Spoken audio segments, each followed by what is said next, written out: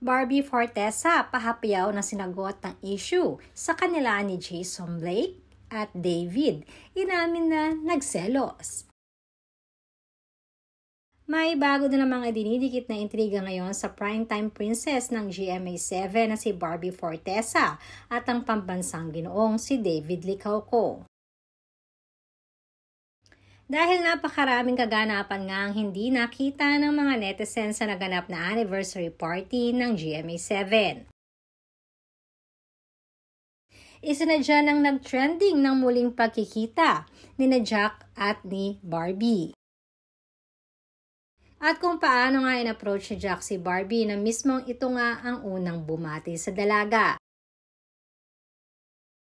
Makikita rin di umano ang slight na pagsuliyap ni David sa mga ito habang nag-uusap. Subalit ayon naman sa mga netizens ay mukhang napakaganda na naging paghihiwalay ni na Barbie at Jack. Ito ay dahil makikita na na-maintain pa rin nila ang kanilang friendship. Samantalang isa namang pinag-uusapan ang pag-holding hands na ito ni Barbie Fortesa at ni Jason Blake na trending at kalat ngayon sa social media. Mga ilang beses na rin nakakasama sina Barbie at Jameson sa kanilang mga fun run. At alam naman natin na isa ito sa pinagkakaabalahan ngayon ni Barbie Fortesa,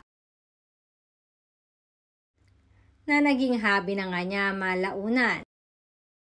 Kaya lamang ay madami ang nakapansin nitong nakaraan na mag-holding hands ang dalawa sa nasabing fun run.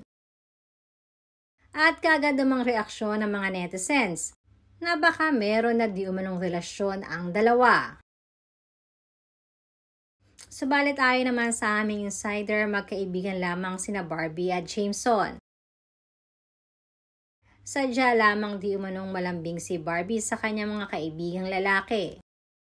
Na kung ating matatandaan ay ganito rin itong kalambing sa kanyang Kuya Alden. Kaya naman hindi di umano dapat magselos itong si David dahil wala naman di umanong ibig ipakahulugan dito si Barbie.